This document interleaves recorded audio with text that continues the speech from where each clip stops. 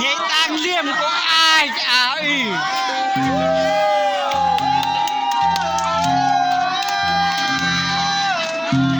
nhảy tăng liêm có ai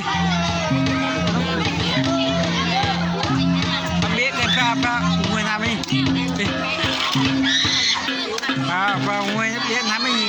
chơi mất chai rồi về ngủ chơi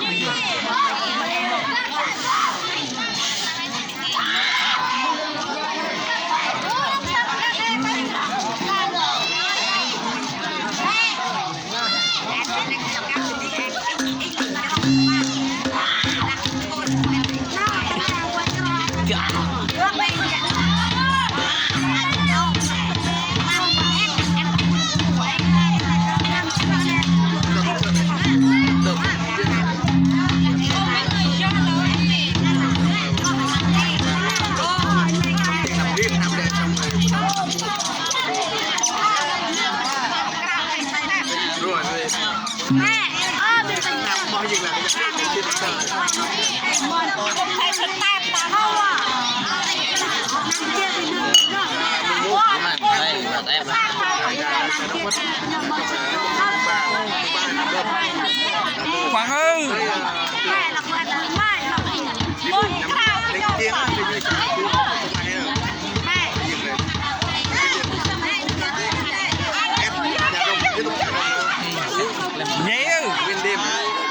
nhảy bao nhảy nhảy wow dua